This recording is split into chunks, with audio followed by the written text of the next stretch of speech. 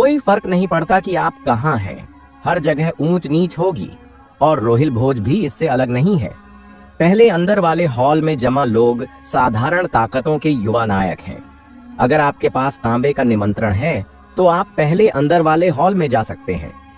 दूसरा, अंदर वाला हॉल आम लोगों के लिए नहीं है। केवल बड़े प्रभाव वाले या शक्तिशाली ताकतों से आए युवा और प्रतिभाशाली लोग ही वहां जा सकते हैं। यहां आने के लिए आपके पास चांदी का निमंत्रण होना चाहिए। दूसरे हॉल में एक जगह है जो पर्दों से घिरी हुई है। मुख्य हॉल के युवा नायक बार बार वहां देखते हैं। उन्हें उन लोगों से जलन होती है जो पर्दे वाली जगह में आ जा सकते हैं, क्योंकि वहां बैठने के लिए बहुत ऊंचा रुतबा चाहिए। पर्दे के अंदर एक सुंदर युवक जो बैंगनी कवच पहने हुए था, बीच में बैठा था। वह कुषाण संरक्षक और स्नेहा को ठंडे चेहरे से देख रहा था। स्नेहा को सहारा दिया जा रहा था। इस वक्त स्नेहा के गाल लाल थे और उसकी आंखें धुंधली थीं। उसने बहुत शराब पी ली थी, इसलिए वह थोड़ी नशे में थी। स्नेहा नासमझी में अकेले बाहर भाग गई थी। मैं उम्मीद करती हूं कि युवा मालिक शिवांश माफ कर दें, कुषाण संरक्षक ने मुस्कुराते हुए कहा। फिर उसने स्नेहा को ठंडे चेहरे से देखा और कहा, स्नेहा, जल्दी से युवा मालिक शिवांश से माफी मांगो। स्नेहा नशे में थी, लेकिन उसे थोड़ा होश था। वह जिद्दी थी और नशे से लड़ते हुए माफी नहीं मांगी, क्योंकि उसकी कोई गलती नहीं थी। उसे क्यों माफी मांगनी चाहिए? स्नेहा, तुम अपने गुरु की बात नहीं मानती? कुषाण संरक्षक का चेहरा गुस्से से भर गया। वह थोड़ी नाराज थी। उसने बड़ी मुश्किल से चांदी का निमंत्रण पाया था और रिश्ते जोड़कर शिवांश के सामने आई थी।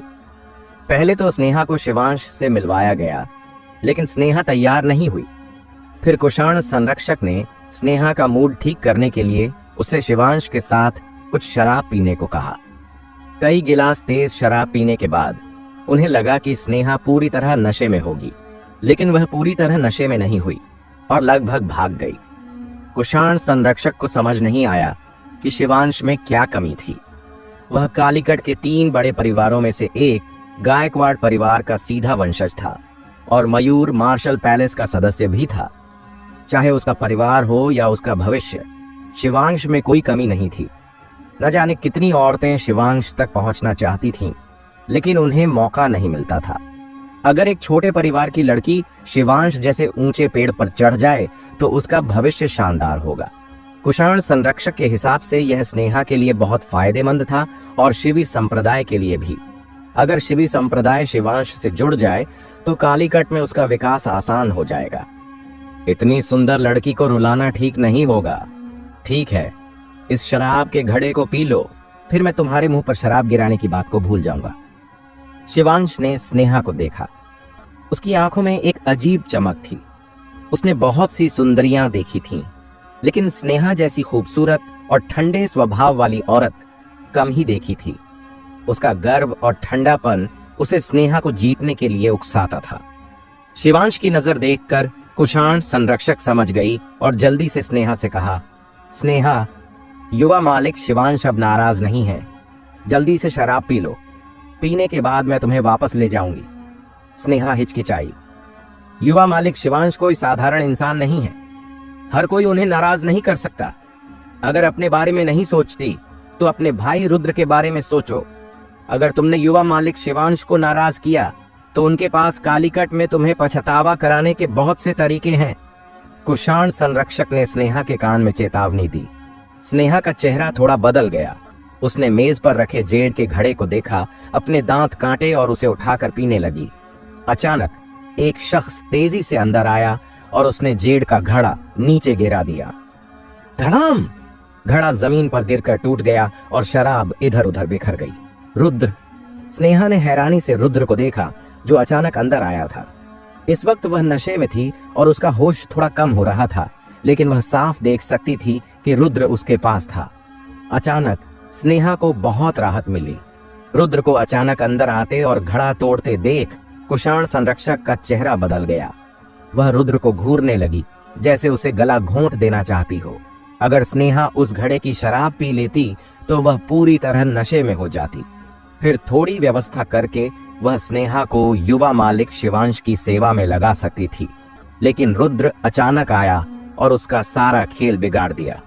आपको बता दें, शिवांश से रिश्ता बनाने के लिए कुषाण संरक्षक ने बहुत मेहनत की थी और स्नेहा को यहाँ लाने में बहुत खर्चा किया था। रुद्र ने स्नेहा को सहारा दिया जो गिरने वाली थी और उसका चेहरा ठंडा हो गया। रुद्र, तुम्हारी हिम्मत कैसे हुई? क्या तुम्हें पता है कि यह जगह क्या है? कुषाण संरक्षक ने गुस्से से रुद्र को घूरा। उसकी आंखों में गहरी नफरत थी। अगर रुद्र मयूर मार्शल पैलेस का सदस्य न होता तो वह उसे एक थप्पड़ से मार डालती। क्या आप उसे जानते हैं? शिवांश ने ठंडे स्वर में पूछा। वह स्नेहा का भाई है, कुषाण संरक्षक ने जल्दी कहा। वह पहले मेरे साथ यहां आना चाहता था, लेकिन मैंने मना कर दिया। पता नहीं वह कैसे घुस आया। युवा मालिक शिवांश, 1 मिनट रुकें, मैं उसे अभी भगा देती हूं। तुम जबरदस्ती घुसे? शिवांश ने भौहें चढ़ाई। हो सकता है वह चुपके से घुस आया हो, वरना पहरेदार उसे अंदर न आने देते, कुषाण संरक्षक ने कहा। यहां आओ, शिवांश ने चिल्लाकर कहा। 6 सिटी लॉर्ड हवेली के पहरेदार पर्दे के पीछे से दौड़कर आए। ये पहरेदार लंबे चौड़े और बहुत सख्त थे, जो लोगों को डराने वाले लगते थे। यह लड़का बिना निमंत्रण के सिटी लॉर्ड हवेली में घुस आया। मुझे शक है कि उसने यहां से कुछ चुराया है। उसे पहले पकड़ो, मैं बाद में उससे पूछताछ करूंगा। शिवांश ने रुद्र की ओर इशारा किया। स्नेहा अचानक होश में आई और जल्दी से रुद्र के सामने खड़ी हो गई। उसने कुषाण संरक्षक से विनती की, उसे मत पकड़ो गुरु। रुद्र ने जानबूझकर यहाँ घुसपैठ नहीं की। सिटी लॉर्ड हवेली में बिना इजाजत घुसना बड़ा अपराध है। यह जगह क्या है? कालीकट की सिटी लॉर्ड हवेली में कोई भी नहीं आ सकता। मैंने उसे पहले कहा था कि बिना निमंत्रण के यहाँ मत आना, लेकिन उसने नहीं सुना और यहाँ चला आया, कुषाण संरक्षक ने ठंडे स्वर में कहा। रुद्र ने उसका अच्छा काम बिगाड़ दिया था। कुषाण संरक्षक चाहती थी कि रुद्र मर जाए, तो वह उसकी मदद क्यों करती? गुरु, रुद्र ने जानबूझकर ऐसा नहीं किया, स्नेहा ने आंसुओं के साथ कहा। जानबूझकर नहीं किया, अपनी गलती की जिम्मेदारी उसे खुद लेनी होगी। मैं इस मामले में उसकी मदद नहीं कर सकती। कुषाण संरक्षक ने रुद्र को देखा। तो क्या अगर तुम मयूर मार्शल पैलेस के सदस्य हो? सिटी लॉर्ड हवेली में घुसना बड़ा अपराध है। रुद्र को मरना न पड़े तो भी उसकी एक परत उतर जाएगी। तुम उसे अभी तक पकड़ते क्यों नहीं? शिवांश ने गहरी आवाज में कहा। सिटी लॉर्ड हवेली के 6 शेर जैसे पहरेदार रुद्र पर झपटने वाले थे। स्नेहा का चेहरा अचानक बदल गया। उसने आगे खड़े होकर रुद्र को बचाने की कोशिश की। मेरे पास निमंत्रण था, फिर भी मुझ पर बिना इजाजत घुसने का इल्जाम लगाया। मैं पूछता हूँ, क्या सिटी लॉर्ड हवेली में मेहमानों का स्वागत ऐसे होता है? रुद्र ने ठंडे स्वर में कहा। 6 पहरेदार रुक गए। अगर गलत इंसान को पकड़ लिया तो उनकी जिम्मेदारी बनती। उसकी बकवास मत सुनो, इसे कोई निमंत्रण नहीं मिला। रोहिल भोज के लिए निमंत्रण युवा नायकों के लिए है। क्या यह युवा नायक जैसा लगता है? यह तो एक आधा बेकार तलवारबाज है जिसकी ऊर्जा सिर्फ 30% है, कुषाण संरक्षक ने रुद्र की ओर इशारा करके कहा। ऊर्जा सिर्फ 30%? शिवांश को जल्दी समझ आया कि रुद्र की ऊर्जा वाकई बहुत कमजोर थी। शायद 30 से 40% ही थी, जैसा कुषाण संरक्षक ने कहा था। तुम कहते हो कि तुम्हारे पास निमंत्रण है, तो वह निमंत्रण कहाँ है? शिवांश ने रुद्र को घूरते हुए पूछा। हाँ, तुम्हारा निमंत्रण कहाँ है? उसे निकालो और दिखाओ। मैं देखना चाहती हूँ कि तुम जैसे आधे बेकार तलवारबाज को कौन रोहिल भोज में बुलाएगा, कुषाण संरक्षक ने रुद्र को घूरते हुए कहा। स्नेहा ने चिंता से रुद्र को देखा। रुद्र ने कुछ नहीं कहा और एक काला निमंत्रण निकाला। काला निमंत्रण? शिवांश का चेहरा अचानक बदल गया। अगर कोई और काले निमंत्रण को न पहचानता तो वह कैसे न पहचानता? इस बार सिटी लॉर्ड हवेली ने कई तरह के निमंत्रण भेजे थे। तांबे का निमंत्रण सबसे नीचे था, फिर चांदी का और फिर सोने का। सोने का निमंत्रण सबसे ऊंचा माना जाता था, लेकिन सच में सबसे ऊंचा सोने का नहीं, बल्कि सिटी लॉर्ड के हाथ से बना काला निमंत्रण था। काला निमंत्रण सबसे खास था और इसे सिर्फ बहुत ऊंचे रुतबे वाले लोग ही पा सकते थे। इस रोहिल भोज में सिर्फ 3 तरह के निमंत्रण हैं, तांबे, चांदी और सोने के। मैंने कभी काले निमंत्रण के बारे में नहीं सुना। तुम्हारा निमंत्रण नकली है। रुद्र, तुम्हारी हिम्मत बड़ी है। तुमने निमंत्रण नकली बनाया। तुम कालीकट की सिटी लॉर्ड हवेली को कुछ समझते ही नहीं। कुषाण संरक्षक ने रुद्र को ताना मारते हुए कहा। रुद्र खुद अपनी मौत बुला रहा था। कालीकट की सिटी लॉर्ड हवेली में बिना इजाजत घुसना छोटा अपराध नहीं था, लेकिन मयूर मार्शल पैलेस का सदस्य होने के नाते सिटी लॉर्ड हवेली उसे सिर्फ सबक सिखाती। लेकिन निमंत्रण नकली बनाना बहुत बड़ा अपराध था। भले ही रुद्र मयूर मार्शल पैलेस का सदस्य हो, अगर वह पकड़ा गया तो उसे सख्त सजा मिलती। गंभीर हालत में उसकी ताकत छीन ली जा सकती थी और उसे मयूर मार्शल पैलेस से निकाल दिया जा सकता था। यह निमंत्रण असली है, शिवांश ने अचानक कहा। असली? कुषाण संरक्षक ने शिवांश को हैरानी से देखा। हाँ, यह असली है। इसमें सिटी लॉर्ड की खुद की मुहर लगी है। कोई भी इस मुहर को नकली नहीं बना सकता। शिवांश ने काले निमंत्रण की ओर इशारा करते हुए कहा। सिटी लॉर्ड की खुद की मुहर? कुषाण संरक्षक हैरान रह गई और काले निमंत्रण को देखने लगी। अपनी उम्र और अनुभव से वह समझ गई कि सिटी लॉर्ड की मुहर वाला निमंत्रण कोई साधारण चीज नहीं थी और इसे पाने वाला इंसान भी साधारण नहीं हो सकता था। रुद्र के पास ऐसा निमंत्रण था? कुषाण संरक्षक का चेहरा सख्त हो गया। उसे यकीन नहीं हो रहा था कि रुद्र ऐसा निमंत्रण पाने लायक हो सकता है। स्नेहा का डरा हुआ दिल थोड़ा शांत हुआ। उसने हैरानी से रुद्र को देखा। उसे नहीं पता था कि रुद्र ऐसा निमंत्रण ला सकता है। निमंत्रण असली है, लेकिन उसने इसे कहां से चुराया? हमें पहले उससे पूछताछ करनी होगी, शिवांश ने अचानक कहा। पूछताछ? स्नेहा का दिल फिर से सिकुड़ गया। हाँ, उसकी ताकत से वह ऐसा निमंत्रण कैसे पा सकता है? उसने इसे जरूर चुराया होगा। इसकी सख्त जांच होनी चाहिए। अगर वह जवाब न दे तो उसे सजा देकर पूछा जाए। कुषाण संरक्षक ने जल्दी सहमति दी। बताओ, यह निमंत्रण तुमने कहां से चुराया? शिवांश ने रुद्र को घूरते हुए कहा। ऐसा काला निमंत्रण चुराना बहुत बड़ा अपराध है। अगर तुम नहीं बताओगे तो मैं तुम्हें यहीं मार दूंगा। पहले तुमने मुझ पर बिना इजाजत घुसने का इल्जाम लगाया और अब जब मैंने निमंत्रण दिखाया तो तुम कहते हो कि मैंने इसे चुराया। रुद्र ने शिवांश को बिना डरे सीधे देखा। मैं तुमसे बात कर रहा हूं। क्या तुम्हें लगता है कि मैं मजाक कर रहा हूं? शिवांश का चेहरा गुस्से से भर गया और उसकी पैदाइशी ताकत का डरावना दबाव उसके पैरों से उठा। इस दबाव से स्नेहा का चेहरा सफेद पड़ गया और उसका शरीर कांपने लगा। यह दबाव ताकत के बड़े अंतर की वजह से था। पैदाइशी ताकत के दबाव का सामना करते हुए रुद्र के शरीर से तलवार की भावना उभरी। झंझनाहट तलवार की शक्ति बनी और उसमें मौजूद भावना ने दबाव को कम कर दिया। यह वाकई तलवारबाज है। अफसोस, यह सिर्फ आधा बेकार तलवारबाज है। फिर भी वह मेरे सामने घमंड करना चाहता है। क्या तुम्हें पता है कि तुम अपनी मौत बुला रहे हो? तुम जिद्दी हो और कुछ नहीं बताना चाहते।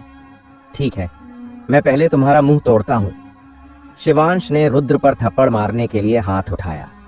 स्नेहा का चेहरा अचानक बदल गया। उसने कुषाण संरक्षक की ओर मदद मांगते हुए देखा, लेकिन कुषाण संरक्षक ने उसकी ओर ध्यान ही नहीं दिया। झंझनाहट तलवार की तेज आवाज आई। शिवांश का शरीर अचानक रुक गया क्योंकि उसकी नजर में हजारों तलवारें दिखाई दी। ये तलवारें बहुत तेज थीं। अगर उसका हाथ नीचे गिरा तो वह इन तलवारों से मारा जा सकता था। तलवार की भावना। कुषाण संरक्षक का चेहरा बहुत सफेद हो गया क्योंकि वह भी इस डरावनी तलवार की भावना से घिरी थी। यह भावना इतनी खतरनाक थी कि अगर वह थोड़ा भी हिलती तो तलवार की भावना उसे छेद सकती थी और वह मर सकती थी। सिर्फ तलवार की भावना इतनी डरावनी थी। इसे छोड़ने वाले की ताकत कितनी होगी? कम से कम वह मार्शल विशेषण से ऊपर होगा। यह निमंत्रण मैंने उसे दिया था। एक सुंदर आवाज आई, जैसे मोती प्लेट पर गिर रहे हों। सफेद कपड़ों में इशिका धीरे धीरे चलकर आई और उसकी खूबसूरत शक्ल ने पर्दे के बाहर कई लोगों का ध्यान खींचा। इशिका के आगे बढ़ते ही वे पर्दे टुकड़े टुकड़े होकर गायब हो गए। जब इशिका पास आई तो डरावनी तलवार की भावना गायब हो गई, लेकिन शिवांश अब खड़ा नहीं रह सका। वह वहीं ढेर हो गया। उसका चेहरा सफेद पड़ गया और उसकी आंखों में इशिका को देखकर डर था। कुषाण संरक्षक के पूरे शरीर से ठंडा पसीना छूट रहा था। वह गिरी नहीं, लेकिन लगभग गिरने वाली थी। उसकी टांगें कांप रही थीं। स्नेहा ने इशिका को अपनी ओर आते देखा। उसकी खूबसूरत आंखों में हैरानी चमकी। उसने बहुत सी औरतें देखी थीं और शिव संप्रदाय में सिर्फ औरतें थीं जिनमें कई खूबसूरत शिष्याएं थीं। लेकिन इशिका निश्चित रूप से स्नेहा ने अपनी जिंदगी में देखी सबसे खूबसूरत औरत थी। उसका शरीर और चेहरा लगभग सही था और उसकी हर हरकत खास थी। खूबसूरत होने के साथ साथ इशिका की ताकत भी डरावनी थी, यह समझ से बाहर थी, और वह भी तलवारबाज थी। रुद्र उसे कैसे जानता था? स्नेहा के दिल में अचानक एक अजीब सी बेचैनी हुई। इशिका, तुम यहाँ क्यों आई? रुद्र ने पूछा। पहले मैं तुम्हें दूसरा निमंत्रण देने वाली थी, लेकिन गलती से मैंने तुम्हें अपना निमंत्रण दे दिया। बाद में मुझे पता चला कि मैंने गलत निमंत्रण दिया था और मुझे डर था कि इससे तुम्हें परेशानी होगी, इसलिए मैं देखने आई। इशिका ने माफी मांगते हुए कहा। क्या हुआ, तुम ठीक हो? मैं ठीक हूं। रुद्र ने सिर हिलाया। ठीक होना अच्छी बात है। इशिका ने हल्के से सिर हिलाया। वह कुछ कहने वाली थी कि अचानक तीसरे अंदर वाले हॉल से कुछ लोग बाहर आए। आगे एक काले कवच वाला युवक था। लोग जल्दी से हट गए ताकि उस काले कवच वाले युवक को परेशानी न हो, क्योंकि वह कालीकट के सिटी लॉर्ड का बेटा था, अयांश। रोहिल राजकुमारी को नमस्ते, काले कवच वाले युवक ने हाथ जोड़कर कहा। क्या रोहिल राजकुमारी? शिवांश और कुशाण संरक्षक ठिठक गए और इशिका को हैरानी से देखने लगे। उनकी आंखों में यकीन न करने वाला झटका था। वहां मौजूद कई लोग भी हैरान थे और इशिका को अविश्वास से देख रहे थे। भले ही उन्होंने इशिका को पहली बार देखा हो, लेकिन रोहिल राजकुमारी का नाम पहली बार नहीं सुना था। सिहल राजवंश की सूची में पहला नाम तलवारबाजी में जादूगर, जिसे सिहल राजवंश ने राजकुमारी का खिताब दिया था, और रोहिल राजकुमारी कहाँ था? भूमि सूची सिहल राजवंश ने खास तौर पर अपने युवा मार्शल लड़ाकों को रैंक देने के लिए बनाई थी। जो इस सूची में आते थे वे अपने हमउम्र में जादूगर थे, और भूमि सूची में पहली रैंक वाली रोहिल राजकुमारी तो जादूगरों में भी जादूगर थी। कुशाण संरक्षक का चेहरा बहुत बुरा हो गया। रुद्र, एक आधा बेकार तलवारबाज, रोहिल राजकुमारी को जानता था, जो भूमि सूची में पहली थी। इतना ही नहीं, रोहिल राजकुमारी रुद्र के लिए खड़ी भी हुई। आपको बता दें, रोहिल राजकुमारी सिहल राजवंश की युवा पीढ़ी में पहली थी। सिर्फ 16 साल की उम्र में उसकी तलवारबाजी बहुत ऊंची थी। अपने हमउम्र में तो क्या, पुरानी पीढ़ी के तलवारबाज भी उसके सामने नहीं टिक सकते थे।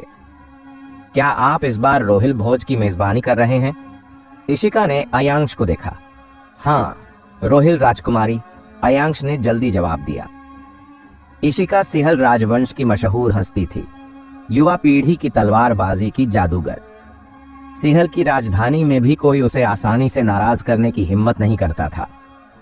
मेरा दोस्त आपके रोहिल भोज में आया, लेकिन उसे गलत व्यवहार मिला। आप क्या सोचते हैं कि हमें क्या करना चाहिए? इशिका की आवाज ठंडी हो गई। अयांश का चेहरा तुरंत बदल गया। उसे नहीं पता था कि इशिका रुद्र जैसे आधे बेकार इंसान को दोस्त क्यों मानती थी, लेकिन जब इशिका ने ऐसा कहा तो वह सवाल कैसे पूछ सकता था? क्या हुआ? अयांश ने ठंडी नजर 6 पहरेदारों पर डाली। अगर ये पहरेदार वजह न बता पाए तो वह इन्हें जरूर मार डालेगा। आपको बता दें, इशिका कोई साधारण इंसान नहीं थी। काला निमंत्रण अयांश के पिता कालीकट के सिटी लॉर्ड ने खुद भेजा था। इशिका को बुलाना सिर्फ एक औपचारिकता थी। अयांश अच्छी तरह जानता था कि सिहल राजवंश की तलवारबाजी की जादूगर इशिका इस स्तर के भोज में नहीं आएगी, लेकिन कौन जानता था कि इशिका सच में आ जाएगी और कुछ बुरा अनुभव करेगी। अगर यह मामला ठीक नहीं हुआ तो उसके पिता को पता चलने पर उसे सख्त सजा मिलेगी। युवा सिटी मास्टर को रिपोर्ट, यह युवा मालिक शिवांश थे, जिन्होंने कहा कि इस युवक ने निमंत्रण चुराया और हमें इसे पकड़ने को कहा। हमें कम जानकारी थी और हमने काला निमंत्रण कभी नहीं देखा था, इसलिए हमने युवा मालिक शिवांश की बात मान ली। हमसे बड़ी गलती होने वाली थी, कृपया हमें सजा दें, युवा सिटी मास्टर, अगुआ पहरेदार ने जल्दी कहा। यह सुनकर अयांश का चेहरा गुस्से से भर गया। कुशाण संरक्षक और शिवांश के चेहरे बहुत बुरे हो गए। वे कुछ कहना चाहते थे, लेकिन जो कुछ अभी हुआ था उसे 6 पहरेदारों ने देखा और सुना था, तो उनके पास कोई जवाब नहीं था। शिवांश, तुम्हारी हिम्मत कैसे हुई? तुमने रोहिल राजकुमारी के दोस्त पर चोरी का इल्जाम लगाया। मैं तुम्हारे गायकवाड़ परिवार का नहीं हूं, तो तुम्हें सख्त सजा नहीं दे सकता, लेकिन मैं ये बात गायकवाड़ परिवार को सच सच बताऊंगा। फिर तुम्हारा परिवार तय करेगा कि तुम्हारा क्या करना है, अय्यांश ने ठंडे स्वर में कहा। शिवांश का चेहरा सफेद पड़ गया, उसके हाथ पैर कांपने लगे, उसका शरीर ढीला पड़ गया और वह जमीन पर गिर गया। भले ही वह गायकवाड़ परिवार का सीधा वंशज था, लेकिन गायकवाड़ परिवार में एक से ज्यादा सीधे वंशज थे और वह सबसे ऊंचा नहीं था। उस जैसे वंशज के लिए परेशानी न हो तो ठीक था, लेकिन अगर बड़ी परेशानी हुई तो उसे ठंडे बस्ते में डाल दिया जा सकता था या छोड़ दिया जा सकता था। अय्यांश खुद गायकवाड़ परिवार को रिपोर्ट भेजेगा और गायकवाड़ परिवार उसे रोहिल राजकुमारी को नाराज करने की सख्त सजा देगा। भविष्य में वह निश्चित रूप से ठंडे बस्ते में डाल दिया जाएगा। आखिर कौन उस गायकवाड़ परिवार के वंशज को इस्तेमाल करेगा जिसने रोहिल राजकुमारी और अय्यांश को नाराज किया हो? अगर उसे फिर से इस्तेमाल किया तो इन दोनों को पूरी तरह नाराज कर देगा। शिवांश को बहुत पछतावा हुआ। अगर उसे पता होता कि ऐसा होगा तो वह स्नेहा को नहीं छेड़ता।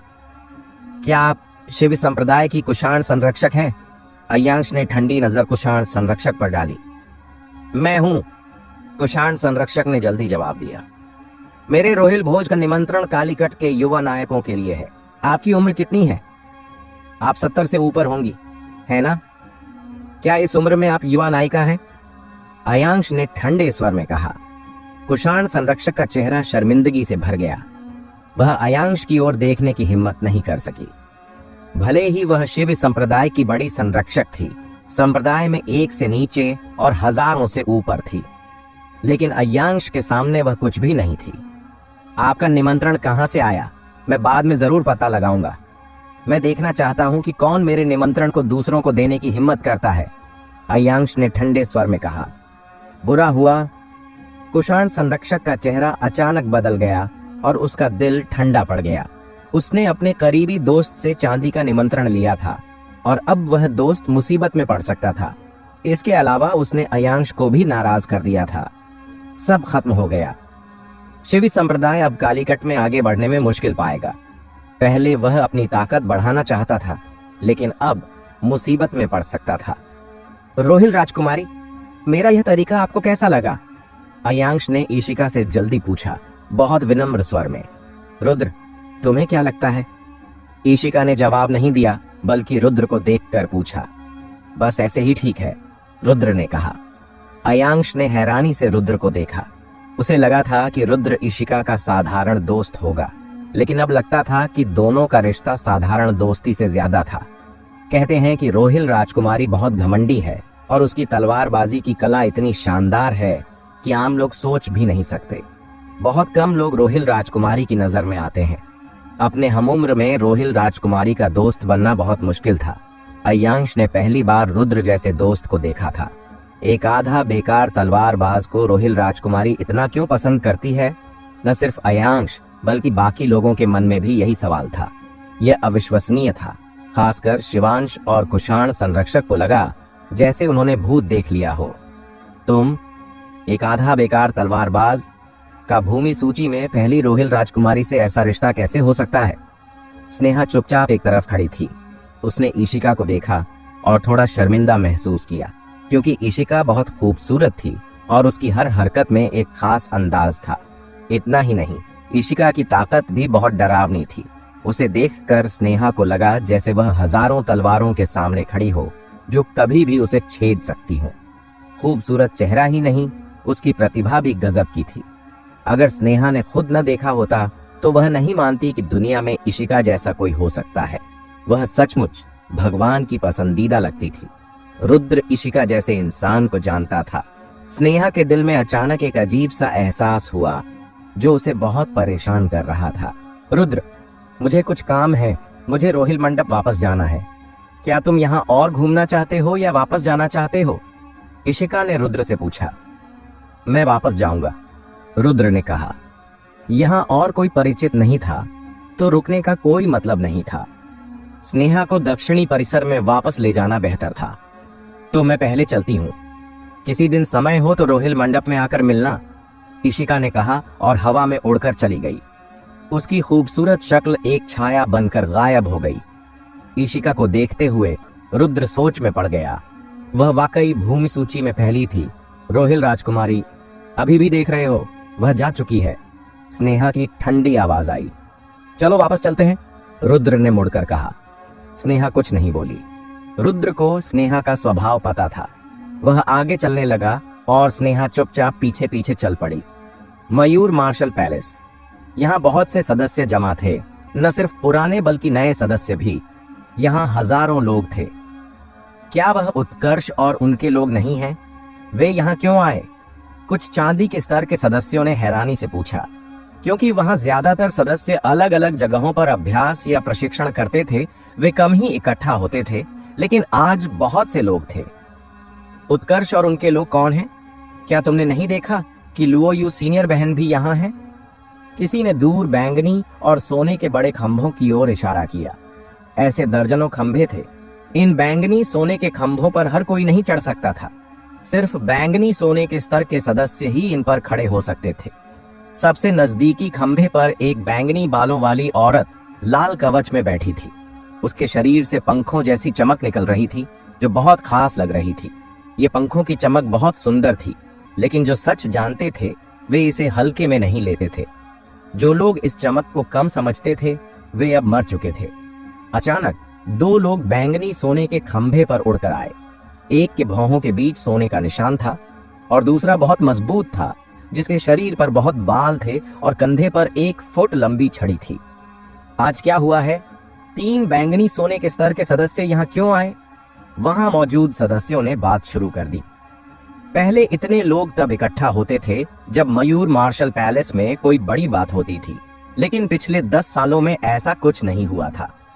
इस वक्त दूर से कई लोग दिखे और आगे कोई और नहीं बल्कि मयूर मार्शल पैलेस के मालिक कर्णदेव थे, जो उत्तरी परिसर के मौजूदा मालिक भी थे। कर्णदेव के पीछे जयंत आचार्य और दूसरे लोग थे। कर्णदेव और दूसरों को देखकर सदस्यों की बातें तेज हो गईं, क्योंकि पैलेस मालिक कम ही दिखते थे और जयंत आचार्य के साथ तो बिल्कुल नहीं।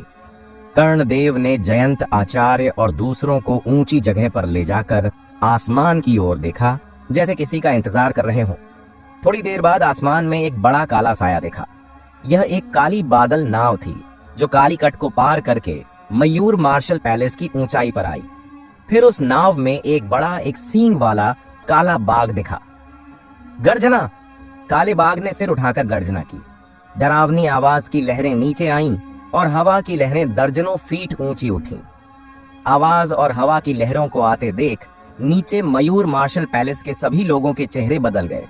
आवाज और हवा के झटके के बाद कुछ शिष्यों ने इसका विरोध किया, लेकिन बाकी लोगों के चेहरे सफेद पड़ गए, यहाँ तक कि के सदस्यों के भी। यह राक्षस बाघ है। जयंत आचार्य ने उस काले एक सींग वाले बड़े बाघ को हैरानी से देखा। ये नाम सुनकर मयूर मार्शल पैलेस के सदस्यों के चेहरे बदल गए। वे जानते थे कि राक्षस बाघ खाऊ कालीकट का मशहूर राक्षस था। पिछले साल यह कालीकट के बाहर मार्शल लड़ाकों को खाता रहा था। मयूर मार्शल पैलेस और कालीकट ने इसके खिलाफ विशेषज्ञ भेजे थे, लेकिन सबको बड़ा नुकसान हुआ था।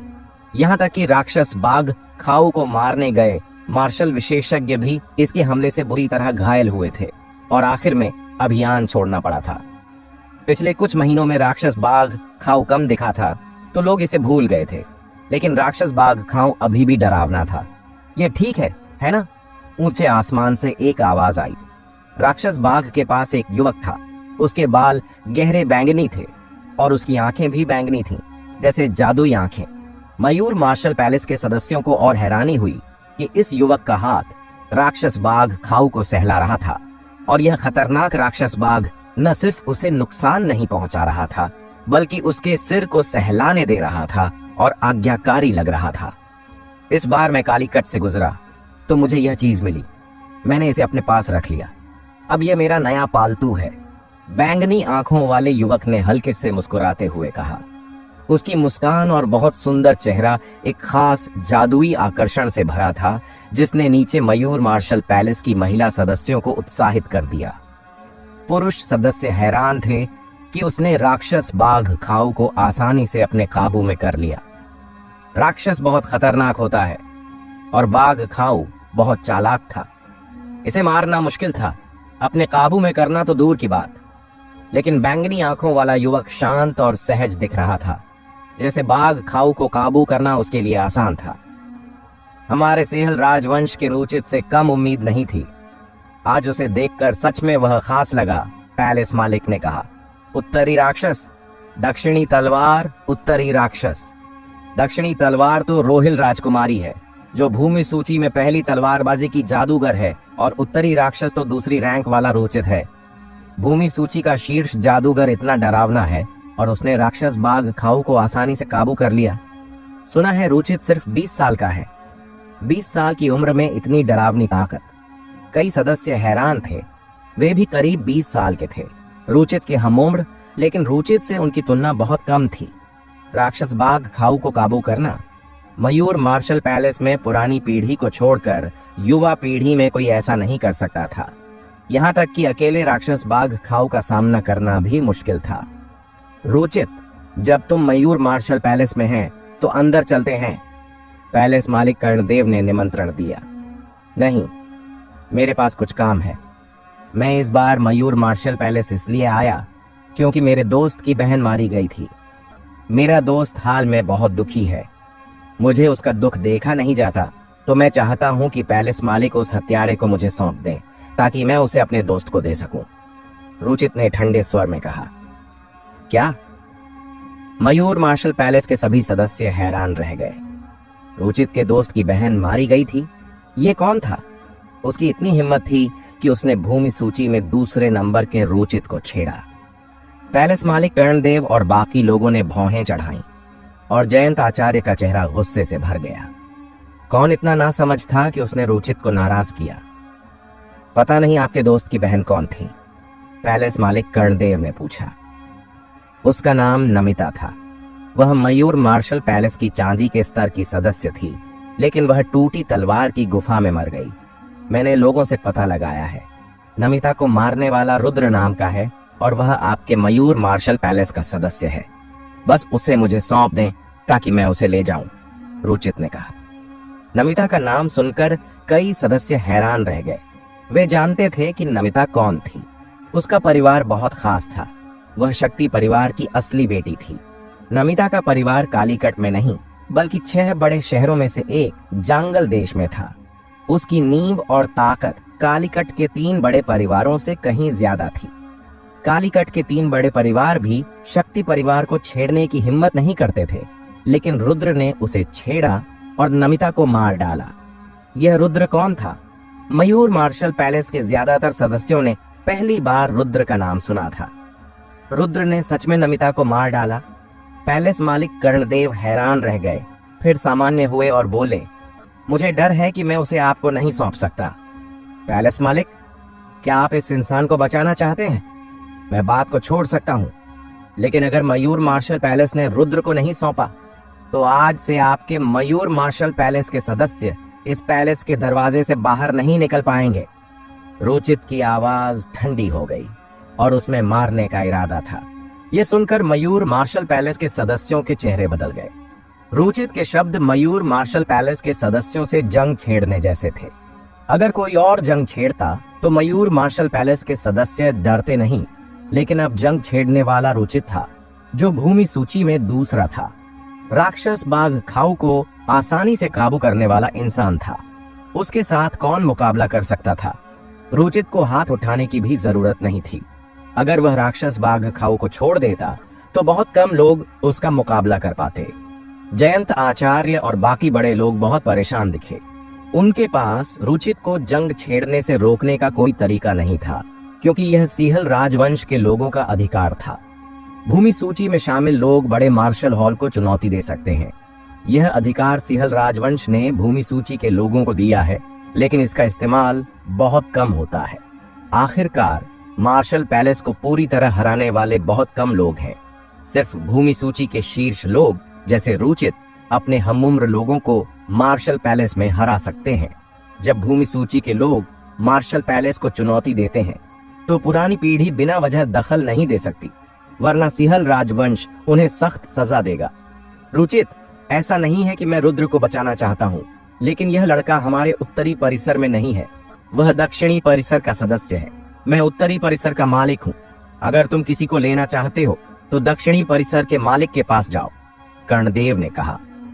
दक्षिणी परिसर का मालिक कहाँ है? रुचित ने घमंड से पूछा। वह जीवन और मृत्यु के रास्ते के पास है। कर्णदेव ने एक तरफ इशारा किया। रुचित कुछ नहीं बोला और तुरंत एक छाया बनकर सबके सामने से गायब हो गया। सब लोगों के चेहरे थोड़े बदल गए। उनकी ताकत से वे यह नहीं देख पाए कि रुचित कैसे गायब हुआ, यहां तक कि उसकी छाया भी नहीं दिखी। क्या यही भूमि सूची में दूसरे नंबर की ताकत है? यह सच में डरावना है। सब लोग मयूर मार्शल पैलेस के शीर्ष सदस्यों में थे। उन्हें लगता था कि वे सिहल राजवंश में सबसे ऊंचे हैं। आज रुचित को देखकर उन्हें एहसास हुआ कि उनके और रुचित के बीच कितना बड़ा अंतर है। इतना कि अगर वे तीनों मिलकर भी लड़ें तो शायद रुचित का एक वार भी न रोक पाए। भूमि सूची हमारे सिहल राजवंश ने खास तौर पर बनाई है। इसमें सिहल राजवंश के लाखों मील के इलाके के सबसे बड़े जादूगर इकट्ठे हैं। जो लोग इसमें शामिल हैं वे सिहल राजवंश के सबसे शानदार युवा हैं और रुचित तो उनमें भी सबसे खास है। 100 साल में एक बार मिलने वाला जादूगर। कर्णदेव ने आह भरी। कुछ सालों में यह राक्षस शायद हमारा पीछा कर ले, जयंत आचार्य ने कहा। इस वक्त रुचित वापस आया। उसके हाथ में एक युवा लड़की थी। कियारा का चेहरा सफेद पड़ गया था। उसे रुचित की ताकत ने जकड़ रखा था और वह हिल भी नहीं सकती थी। उसके अलावा वहां कोई नहीं था। दक्षिणी परिसर का मालिक तो दूर की बात। पैलेस मालिक, क्या आप मुझसे मजाक कर रहे हैं? रुचित का चेहरा ठंडा था। दक्षिणी परिसर का मालिक शायद बाहर गया हो। वह महीने में कई बार बाहर जाता है। रुद्र भी शायद उसके साथ गया हो। मेरे हिसाब से वे इस वक्त तक वापस आ जाएंगे। थोड़ा इंतजार करो, जयंत आचार्य ने जल्दी कहा। मेरा सब्र सीमित है और मैं अब इंतजार नहीं करना चाहता, रुचित ने ठंडे स्वर में कहा। हवा में एक तेज आवाज गूंजी। वह आ गया। सीनियर भाई वापस आया। कर्णदेव ने दूर देखा। एक पतला सफेद बालों वाला बूढ़ा हवा में से आया और कर्णदेव के सामने उतरा। सीनियर, रुद्र ने टूटी तलवार की गुफा में नमिता को मारा और रुचित उसकी जान लेने आया है। यह तुम्हारे दक्षिणी परिसर का मामला है, तुम खुद देख लो। कर्णदेव ने सवाल विश्वदेव पर डाल दिया। विश्वदेव ने कर्णदेव को देखा, फिर बोला, जहां तक मुझे पता है नमिता उत्तरी परिसर की सदस्य थी और रुद्र हमारे दक्षिणी परिसर का है। उत्तरी और दक्षिणी परिसर के पिछले समझौते के मुताबिक इस महीने उत्तरी परिसर को रुद्र को पहले परेशान करने या मारने की इजाजत नहीं है। अगर उत्तरी परिसर के लोग पहले हमला करें तो यह नियम तोड़ना होगा और उन्हें सख्त सजा मिलेगी। लेकिन अगर रुद्र पहले उकसाए और उत्तरी परिसर के लोग उसे मार दें तो वह अपनी मौत का हकदार होगा। पर अगर वह उत्तरी परिसर की नमिता और दूसरों को मार दे तो यह नियमों के अंदर है। तो चाहे कुछ भी हो, यह हमारे मयूर मार्शल पैलेस का अंदरूनी मामला है।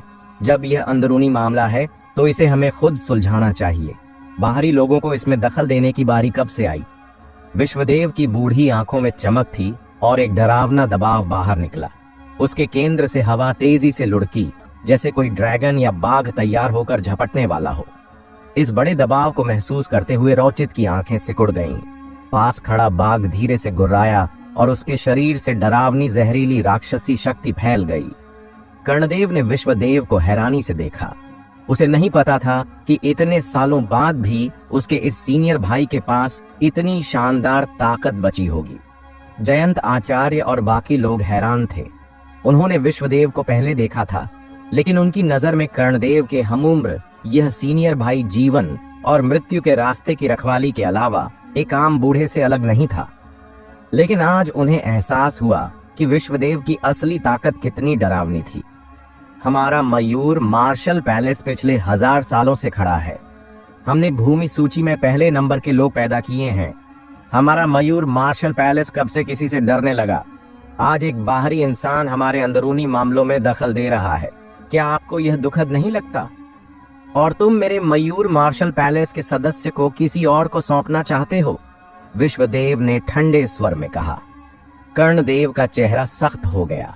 वह बहुत कम ही विश्वदेव को गुस्से में देखता था, क्योंकि पहले चाहे वह कितना भी ताना मारे, विश्वदेव हमेशा शांत रहता था। अब वह गुस्सा हो गया था। विश्वदेव को देखने के बाद कर्णदेव ने गहरी सांस ली और रुचित से कहा, रुचित, मेरा सीनियर भाई सही कह रहा है। यह हमारे मयूर मार्शल पैलेस का अंदरूनी मामला है, कृपया इसमें दखल न दें। यह मयूर मार्शल पैलेस का अंदरूनी मामला है। मैं सिर्फ एक इंसान चाहता हूं और तुम मुझे नहीं दोगे, तो फिर मुझे दोष मत देना। रुचित का चेहरा सख्त हो गया। रुचित, हमारे मयूर मार्शल पैलेस के अपने नियम हैं, कृपया माफ करें। वैसे भी अगर आप कुछ न करें तो भी रुद्र अगले महीने तक नहीं बचेगा, जयंत आचार्य ने जल्दी कहा। इसका क्या मतलब है? रुचित ने भौहें चढ़ाईं। ऐसा है, हमारे उत्तरी और दक्षिणी परिसर का पुराना समझौता है। जब दक्षिणी परिसर छिपा होता है तो हमारा उत्तरी परिसर अकेले मयूर मार्शल पैलेस चलाता है। जब दक्षिणी परिसर नए सदस्य लेता है और फिर से खड़ा होता है तो उसे 1 महीने का वक्त दिया जाता है। इस 1 महीने में उत्तरी और दक्षिणी परिसर के सदस्यों के बीच मुकाबला होता है, जिसमें 10% मार्शल संसाधनों के लिए लड़ाई होती है, जयंत आचार्य ने कहा। यह हमारे मयूर मार्शल पैलेस का हजारों सालों का नियम है। उत्तरी और दक्षिणी परिसर की लड़ाई में अगर दक्षिणी परिसर के लोग नहीं मरते तो हम अपने मार्शल संसाधन देने को तैयार नहीं होते, और यह 1 साल में 90% तक पहुंच सकता है। इसलिए दक्षिणी परिसर के सदस्यों को मरना ही पड़ता है, वरना हमारे उत्तरी परिसर के सदस्यों को संसाधन नहीं मिलते, उत्तरी परिसर के एक बड़े अधिकारी ने कहा। तो आपको रुद्र के बचने की चिंता नहीं करनी चाहिए, क्योंकि 20 दिन बाद उत्तरी और दक्षिणी परिसर की लड़ाई में वह जरूर मरेगा, जयंत आचार्य ने फिर कहा। ऐसे में उसे पहले 20 दिन और जीने दो, लेकिन मैं यहाँ यूं ही नहीं आया, तो मुझे कुछ ब्याज चाहिए। ये लड़की रुद्र के करीब है ना? रुचित ने कियारा को देखा। रुचित भाई, ये लड़की रुद्र के साथ है, वह उसके साथ हर जगह गई, दूर से एक सदस्य ने कहा। वह उत्कर्ष था। उत्कर्ष के बोलने के बाद उसे घमंड हुआ। भूमि सूची में दूसरे नंबर के जादूगर रुचित से दोस्ती करना बड़ी बात होगी। अगर दोस्ती न भी हुई तो कम से कम अच्छा प्रभाव तो छोड़ ही सकता है। यह सुनकर रुचित ने हल्के से सिर हिलाया, फिर अचानक अपनी उंगली से कियारा की पीठ पर वार किया। एक काली रोशनी कियारा की बाएं पीठ और दिल को छेद गई। कियारा ठिठक गई और फिर उसकी सांसें खत्म हो गईं। इसकी जान से पहले थोड़ा ब्याज ले लेता हूं। रुचित ने कियारा को यूं ही फेंक दिया और हवा में चला गया। विश्वदेव हवा में उड़ा और कियारा को पकड़ लिया। उसके घाव को देखकर उसे कुछ याद आया और उसकी आंखों में एक जटिल भाव आया जिसे रोकना मुश्किल था। काफी देर बाद विश्वदेव ने आह भरी और कियारा को जीवन और मृत्यु के रास्ते पर ले गया। कालीकट की मुख्य सड़क पर रुद्र और स्नेहा साथ साथ चल रहे थे। रुद्र, जिसकी पीठ पर भारी काली तलवार थी, न सिर्फ सुंदर दिखता था बल्कि उसमें एक खास तेज था। यह तेज उसकी तलवार की आत्मा बनने के बाद की खासियत थी। स्नेहा पहले से ही बहुत खूबसूरत थी। रुद्र के साथ सड़क पर चलते हुए उसने बहुत से लोगों का ध्यान खींचा। तुम रोहिल राजकुमारी से कैसे मिले? स्नेहा ने अचानक पूछा। हम सांची संप्रदाय के बाहरी हॉल में अचानक मिले थे, रुद्र ने सहजता से जवाब दिया। अचानक मिले? क्या तुम मुझसे मजाक कर रहे हो? स्नेहा ने भौहें चढ़ाईं और वह थोड़ी नाराज लगी। उसे रुद्र की बात पर यकीन नहीं हुआ। चाहे कितना भी अचानक हो, कोई भूमि सूची में पहली रोहिल राजकुमारी से यूं ही नहीं मिल सकता। और अगर सच में मिल भी गए तो रोहिल राजकुमारी तुम जैसे आधे बेकार मार्शल से दोस्ती कैसे कर सकती है? ऐसा नहीं कि स्नेहा रुद्र को कम समझती थी, यह सच था। जैसे संप्रदाय में अंदरूनी शिष्य बाहरी शिष्यों को कम समझते हैं और कोर शिष्य अंदरूनी शिष्यों को। अगर लोग एक स्तर पर नहीं हैं तो उनके बीच का अंतर खत्म नहीं हो सकता। उस वक्त रुद्र सांची संप्रदाय में सिर्फ बाहरी शिष्य था। तुम एक बाहरी शिष्य सिहल राजवंश की भूमि सूची में पहली रोहिल राजकुमारी को कैसे जान सकते हो?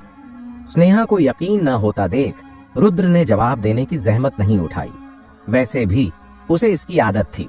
स्नेहा का स्वभाव बचपन से ऐसा था और कभी कभी वह थोड़ी जिद्दी भी हो जाती थी।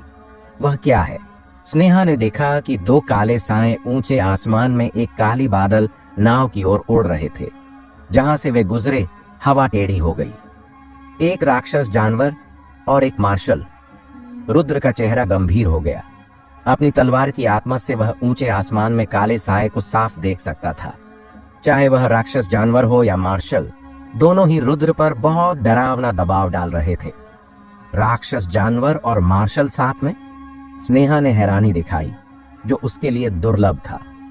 यह शायद एक राक्षस जानवर है जिसे मार्शल ने काबू किया हो, रुद्र ने समझाया। क्या कोई मार्शल राक्षस जानवर को काबू कर सकता है? राक्षस जानवर में राक्षसी शक्ति होती है। अगर कोई मार्शल उसे काबू करे तो वह राक्षसी शक्ति से प्रभावित होकर राक्षस बन जाएगा। यह नामुमकिन है। स्नेहा ने भौहें चढ़ाई। साधारण मार्शल सच में राक्षस जानवर को काबू नहीं कर सकते, लेकिन एक खास तरह के मार्शल ऐसा कर सकते हैं। इनके पास खास बदली हुई मार्शल आत्मा होती है, जिससे वे राक्षस जानवर को काबू कर सकते हैं। सिंहल राजवंश के इतिहास में ऐसे मार्शलों का जिक्र है, लेकिन उनकी संख्या कम है, इसलिए सबको पता नहीं, रुद्र ने कहा। इस खास बदली हुई मार्शल आत्मा वाले मार्शलों को जन्म से बहुत फायदा होता है, खासकर राक्षस जानवरों को काबू करने में। उनके स्तर के मार्शल उनके साथ मुकाबला करना मुश्किल पाते हैं। हालांकि भविष्य में विकास के लिए जो मार्शल राक्षस जानवरों पर निर्भर करते हैं, उनके लिए तलवारबाजों और दूसरे मार्शलों से मुकाबला करना मुश्किल होता है, जब तक कि वे और मजबूत राक्षस जानवरों को काबू न करें। फिर रुद्र ने नजर हटाई और स्नेहा के साथ दक्षिणी परिसर के जीवन और मृत्यु के रास्ते पर लौट आया। जैसे ही वह अंदर कदम रखा, उसने कियारा को पत्थर की स्लैब पर पड़ा देखा। कियारा! रुद्र तेजी से उसके पास गया। इस वक्त कियारा का चेहरा सफेद था और उसकी सांसें बहुत कमजोर थीं, जैसे कभी भी खत्म हो सकती हों। रुद्र का चेहरा और सख्त हो गया। इस बार कियारा की चोट पिछले बार से बहुत गंभीर थी। पिछले बार यह दिल के पास थी, लेकिन इस बार यह सीधे दिल पर थी। गुरु, वह इतनी बुरी तरह घायल कैसे हो गई? स्नेहा ने पूछा। रुद्र, तुम पहले टूटी तलवार की गुफा में गए थे और नमिता और बाकी लोगों से मिले थे ना? विश्वदेव ने स्नेहा का जवाब नहीं दिया, बल्कि रुद्र से पूछा, क्या यह नमिता से जुड़ा है? रुद्र का चेहरा गंभीर हो गया। हाँ, इससे जुड़ा है। नमिता जांगल देश के शक्ति परिवार की बेटी है और उसका भाई अर्पण रुचित का अच्छा दोस्त है। इस बार रुचित कालीकट में बाघ खाऊ को काबू करने आया था और वह मयूर मार्शल पैलेस में अर्पण के लिए तुम्हें मारने आया, विश्वदेव ने आसानी से कहा। स्नेहा ने भौहें चढ़ाई और रुद्र को नाराजगी से देखा। पहले की कुछ परेशानियां अब भी सुलझी भी नहीं थीं, और अब उसने फिर बड़ी मुसीबत मोल ले ली, और जिसे छेड़ा वह जांगल देश का शक्ति परिवार था। सिंहल राजवंश के 6 बड़े शहरों में जांगल देश 5वें नंबर पर था, कालीकट से एक स्थान ऊपर, और शक्ति परिवार का जांगल देश में बहुत प्रभाव था। आधा शहर उसी का था। क्या रुचित ने कियारा को चोट पहुंचाई? रुद्र ने गहरी आवाज में पूछा। हाँ, विश्वदेव ने सिर हिलाया। रुचित कहाँ है? रुद्र की आंखों में मारने का इरादा था। हालांकि कियारा की चोटों से ठीक होने की ताकत मजबूत थी, लेकिन वह अमर नहीं थी। अगर चोटें बहुत गंभीर हों और ठीक न हों तो वह मर सकती थी। कियारा अब बुरी तरह घायल थी और उसकी सांसें बहुत कमजोर थीं। वह कभी भी मर सकती थी। तुम्हें जाने की जरूरत नहीं। अगर तुम अभी उससे मिले तो सिर्फ मरोगे। विश्वदेव ने हाथ हिलाया। क्या वह पैदाइशी स्तर का मास्टर है? अगर वह पैदाइशी स्तर का है तब भी उसे मरना होगा, रुद्र ने दांत काटते हुए कहा। उसकी मुट्ठियां इतनी जोर से बंद थीं कि नसें बाहर आ गईं। उससे ज्यादा? विश्वदेव ने सिर हिलाया, फिर बोला, क्या तुमने दक्षिणी तलवार उत्तरी राक्षस रुचित के बारे में सुना है? दक्षिणी तलवार तो भूमि सूची में पहली रोहिल राजकुमारी है, और उत्तरी राक्षस रुचित भूमि सूची में दूसरा सबसे बड़ा जादूगर है, जो रोहिल राजकुमारी से बस थोड़ा पीछे है। गुरु, क्या आप जिस रुचित की बात कर रहे हैं वह भूमि सूची में दूसरा उत्तरी राक्षस रुचित है? स्नेहा ने हैरानी से कहा। हाँ, उसी ने कियारा को गंभीर रूप से घायल किया। विश्वदेव ने हल्के से सिर हिलाया। गुरु, क्या आपने कोई गलती की? स्नेहा ने शांत होकर पूछा। रुद्र ने बिना वजह उत्तरी राक्षस रुचित को छेड़ दिया, जो भूमि सूची में दूसरा था। कोई गलती नहीं, यह वही है, विश्वदेव ने कहा।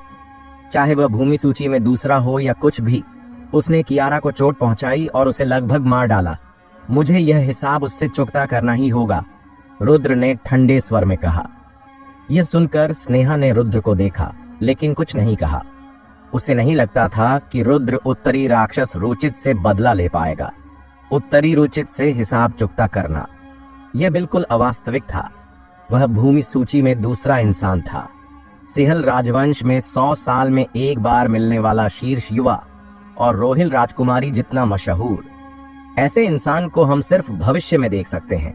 उत्तरी रुचित वही इंसान होगा जिसे मैंने पहले देखा ना। स्नेहा को वह युवक याद आया जो अभी राक्षस जानवर के साथ गया था। वह जरूर रुचित था। सिर्फ 20 साल की उम्र में उसने इतनी ऊंची ताकत हासिल कर ली थी। स्नेहा की नजर में रुद्र की जिद सिर्फ जीने मरने की बात थी। उसने और कुछ कहने की जहमत नहीं उठाई। वैसे भी रुद्र को जल्दी ही अपने और उत्तरी रुचित के बीच का अंतर समझ आ जाएगा। तुम उसकी देखभाल खुद करो, मैं अभ्यास करने जा रही हूं, स्नेहा ने कहा और शून्य क्षेत्र के स्वर्गीय घंटे की ओर दौड़ पड़ी। इस दौरान के अनुभवों ने उसे ताकत की अहमियत समझाई थी और उसे और मजबूत होना था। स्नेहा को शून्य क्षेत्र के स्वर्गीय घंटे में जाते देख रुद्र ने कियारा की चोटों को फिर से ध्यान से देखा। जितना देखा उतना ही हैरान हुआ। एक ही वार से मार डाला। अगर कियारा का शरीर खास न होता तो दूसरा कोई मार्शल दिल छिदने से तुरंत मर जाता। हालांकि कियारा अभी टिक रही थी, लेकिन उसकी चोटें बहुत गंभीर थीं और वह मृत्यु के कगार पर थी।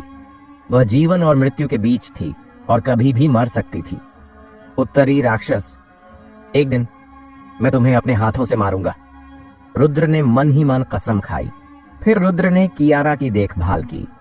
4 घंटे बाद जब कियारा अपने शरीर की ताकत से सबसे खतरनाक दौर से गुजर गई तो रुद्र ने अपना ध्यान प्राचीन गुप्त क्षेत्र में 2 ध्रुवी तलवार तकनीक के अभ्यास पर लगाया। अभ्यास के बाद रुद्र ने कियारा को विश्वदेव की देखभाल में छोड़ा और अकेले मयूर मार्शल पैलेस क्षेत्र में गया। जल्द ही रुद्र उस रास्ते पर पहुंच गया। यह जगह थोड़ी दूर थी। अगर टूटी तलवार की गुफा न जाना हो तो कोई यहां से नहीं गुजरता। दाढ़ी वाला आदमी अभी भी उसी जगह नशे में पड़ा था। वह पिछले बार जैसा ही था जब रुद्र ने उसे देखा था। वह अभी भी नशे में धुत लग रहा था। सीनियर, रुद्र ने पुकारा। सत्यनारायण खर्राटे ले रहा था। पता नहीं सुना या नहीं। सीनियर, रुद्र ने आवाज बढ़ाई। सत्यनारायण ने धीरे धीरे अपनी धुंधली आंखें खोली, रुद्र को देखा और फिर आंखें बंद कर लीं, जैसे पहले की तरह नशे में हो। क्या आपको पता है कि आपकी एक बेटी है? रुद्र ने कहा।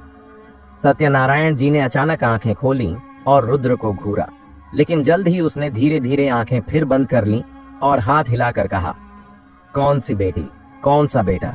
मुझे नहीं पता, मेरी शादी नहीं हुई। यहां से चले जाओ, मेरे पीने में खलल मत डालो। शराब, मेरी शराब कहाँ है? शराब कहाँ गई? जल्दी शराब लाओ। क्या आप अपनी बेटी को नहीं देखना चाहते? वह आपसे मिलने के लिए दूर काउंटी से कालीकट तक आई, सिर्फ आपको देखने के लिए, रुद्र ने कहा। मैंने कहा ना, मेरी कोई बेटी नहीं है।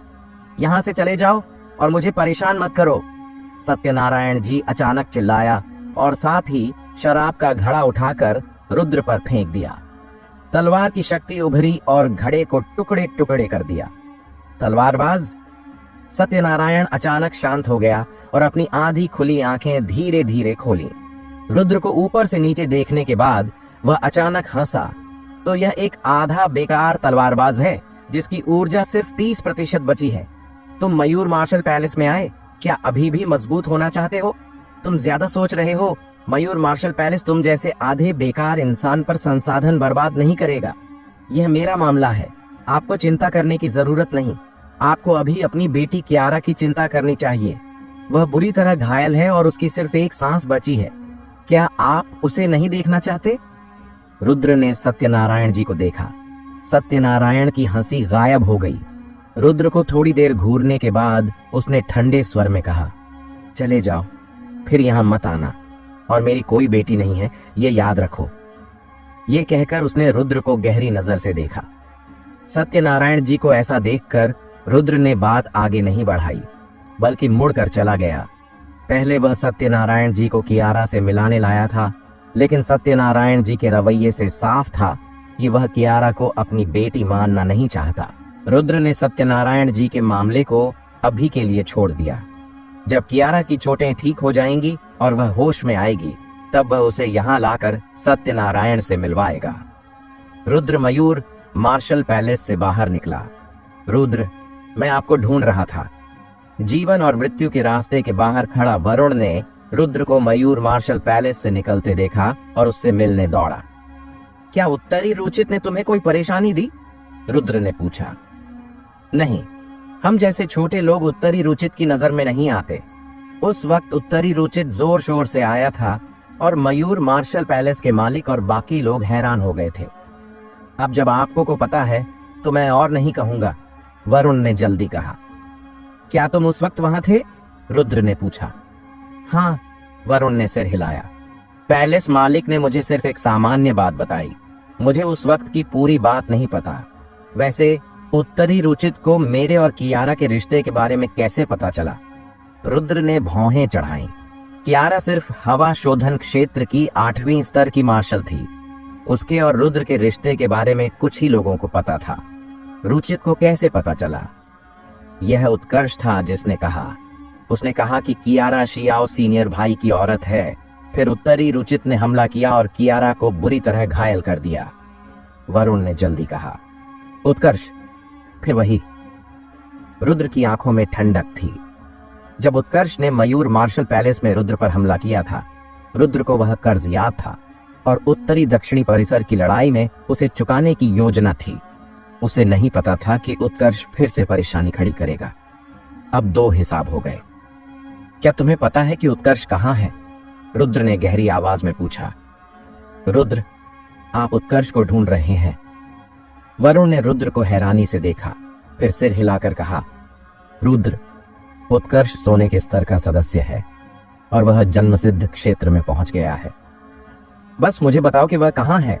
रुद्र की आंखों में मारने का इरादा था। कियारा की चोटें बहुत गंभीर थीं। अपनी ठीक होने की ताकत से वह अभी खतरनाक दौर से गुजर पाई थी। अगर कियारा टिक गई तो ठीक, लेकिन अगर वह न टिक पाई। अचानक रुद्र की आंखों में मारने का इरादा और बढ़ गया। वरुण ने रुद्र की आंखों की ठंडक देखी और कांप गया। थोड़ा हिचकिचाने के बाद उसने दांत काटकर कहा, जहां तक मुझे पता है, उत्कर्ष हाल में पूर्वी दरवाजे के उद्यान में रहना पसंद करता है। इस वक्त वह अपने अच्छे दोस्तों के साथ बातचीत कर रहा होगा। शून उद्यान, ठीक है, समझ गया। रुद्र तेजी से पूर्वी दरवाजे की ओर चला। वरुण का चेहरा कड़वा हो गया। उसे लगा था कि रुद्र शांत रहेगा, लेकिन उसे नहीं पता था कि वह इतना गुस्सा हो जाएगा। अगर उसे पता होता तो वह ये बातें रुद्र को न बताता। हमें दुष्यंत से मदद मांगनी होगी। वरुण ने दांत काटे, मुड़ा और तेजी से चला गया। वह और देर नहीं करना चाहता था। क्या पता रुद्र को नुकसान हो जाए। आखिरकार रुद्र ने टूटी तलवार की गुफा में उसकी जान बचाई थी और दोनों की दोस्ती जिंदगी भर की थी। वरुण रुद्र को नुकसान नहीं होने दे सकता था। शून्य उद्यान, यह कालीकट के पूर्वी दरवाजे की एक शानदार जगह थी। युवा नायक यहाँ इकट्ठा होना, बात करना या अपने अभ्यास के अनुभव साझा करना पसंद करते थे। उत्कर्ष, सुना है कि भूमि सूची में दूसरा उत्तरी रुचित आपके मयूर मार्शल पैलेस में आया था। क्या यह सच है? एक हरे कपड़े वाला युवक ने उत्कर्ष को देखकर पूछा। तुमने सही इंसान से पूछा। उत्तरी राक्षस सच में हमारे मयूर मार्शल पैलेस में आया था। मैं उस वक्त वहां था और मैंने इस उत्तरी राक्षस को अपनी आंखों से देखा। जैसा कि दक्षिणी तलवार उत्तरी राक्षस से उम्मीद थी, वह न सिर्फ बहुत ताकतवर था, बल्कि उसने राक्षस बाघ खाऊ को भी अपने पालतू जानवर के रूप में काबू किया। उत्कर्ष ने मुस्कुराते हुए कहा। राक्षस बाघ खाऊ, उसने उसे काबू कर लिया? यह उत्तरी राक्षस सच में गहरा है। कहा जाता है कि इस राक्षस बाघ खाऊ ने एक मजबूत मार्शल को भी छिपकर हमला करके घायल किया था, एक लाल कपड़े वाले युवक ने कहा। वह भूमि सूची में दूसरा इंसान है। वैसे मैंने उस वक्त उत्तरी रुचित से बात की थी और हमारा रिश्ता बन गया, उत्कर्ष ने मुस्कुराते हुए कहा। सच में? बिल्कुल सच। उस वक्त हजारों सदस्य वहां थे, जिसमें बैंगनी सोने के स्तर के 3 सदस्य भी थे। उनमें से कोई भी उत्तरी रुचित से बात नहीं कर पाया, उत्कर्ष ने घमंड से कहा, जिससे सबको उससे जलन हुई। आखिरकार उत्तरी रुचित से बात करना और रिश्ता बनाना बहुत दुर्लभ था। वैसे उत्कर्ष, यह उत्तरी रुचित मयूर मार्शल पैलेस में क्या करने आया था? लाल कपड़े वाले युवक ने उत्सुकता से पूछा। उत्तरी रुचित कालीकट में बाघ खाऊ को काबू करने आया था और एक लड़का था जो जीना मरना नहीं समझता था। उसने जांगल देश के शक्ति परिवार की बेटी को मार डाला। उत्तरी रुचित का शक्ति परिवार के अर्पण से अच्छा रिश्ता था, तो वह उस लड़के से निपटने आया। उत्कर्ष ने सहजता से कहा, जांगल देश के शक्ति परिवार की बेटी को मारना उस लड़के की हिम्मत बड़ी थी। वह कौन था? लाल कपड़े वाले युवक ने उत्सुकता से पूछा। यह भी पूछने की जरूरत है? उत्तरी रुचित उसके दरवाजे तक आ गया था। वह लड़का अब तक मर चुका होगा। एक मरे हुए इंसान के बारे में क्या पूछना? हरे कपड़े वाले युवक ने हाथ हिलाकर कहा, वह लड़का मरा नहीं है। आखिरकार उसे दक्षिणी परिसर के मालिक की सुरक्षा मिली है, लेकिन वह मरने से ज्यादा दूर नहीं है।